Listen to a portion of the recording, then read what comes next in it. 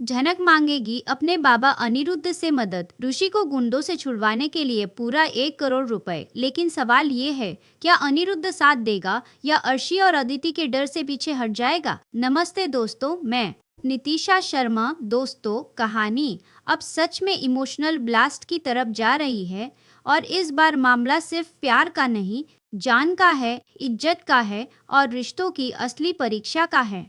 ऋषि गुंडों के चंगुल में है, हालात बेहद गंभीर है, समय कम है और हर मिनट खतरा बढ़ता जा रहा है। झनक के पास कोई विकल्प नहीं बचा, ना उसके पास इतने पैसे हैं, ना कोई मजबूत सहारा और ऐसे वक्त में उसे याद आता है सिर्फ एक नाम, बाबा अनिरुद्ध। हाँ, वही अनिरुद्ध जिससे उसका रिश्ता पहले ही टूट चुका है, जिनसे उसने जिद में आकर दूरी बना ली थी और जिन्होंने भी अपने अहंकार में उसे स्वीकार नहीं किया। दृश्य बहुत भारी हो सकता है। झनक दरवाजे पर खड़ी है, चेहरा थका हुआ, आंखें रो रो कर लाल, आवाज कांपती हुई। बाबा, मुझे आपकी मदद चाहिए। ऋषि की जान खतरे में है। 1 करोड़ रुपए मांग रहे हैं। अगर पैसे नहीं दिए तो वो उन्हें मार देंगे। ये करोड़ सिर्फ रकम नहीं है, ये झनक की आखिरी उम्मीद है। उसका भरोसा है कि एक पिता अपनी बेटी को इस हालत में नहीं देख सकता। अब असली मोड़ यहाँ शुरू होता है। अनिरुद्ध के सामने सबसे बड़ा धर्म संकट खड़ा है। एक तरफ उसकी सगी बेटी अदिति, जिसकी जिंदगी में भी बड़े मौके चल रहे हैं। दूसरी तरफ अर्शी, जो पहले से ही झनक को लेकर असुरक्षित महसूस करती है। और तीसरी तरफ झनक, जिसके लिए उसके दिल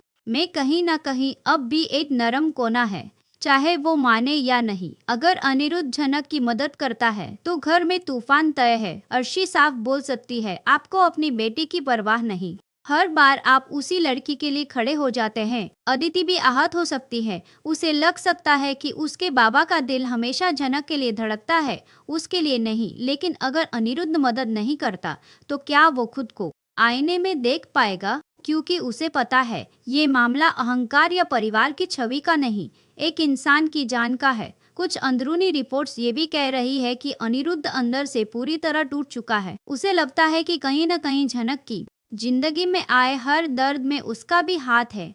वो खुद को दोषी महसूस करता है और हो सकता है इस बार वो समाज, छवि और पारिवारिक दबाव सबको किनारे रखकर सिर्फ इंसान बन जाए और झनक का साथ दे दे। अगर ऐसा होता है तो कहानी पूरी तरह बदल जाएगी। झनक और अनिरुद्ध एक साथ पैसे का इंतजाम करते हुए, गुंडों से बात करते हुए, एक जोखिम भरे बचाव अभियान की योजना बनाते हुए, और उधर घर में अर्शी और अदिति का भावनात्मक टूटना, पूरा हाई वोल्टेज ड्रामा देखने को मिल सकता है। एक तरफ पिता अपनी बेटी की जान बचाने निकल पड़ा है, दूसरी तरफ वही पिता अपनी दूसरी बेटी की नजरों में गिर रहा है। रिश्तों की यही उलझन इस ट्रैक को सबसे ज्यादा गहरा और प्रभावशाली बना सकती है। और अगर अनिरुद्ध सच में 100 करोड़ रुपए देकर ऋषि को छुड़वा लेता है तो उसके बाद क्या होगा?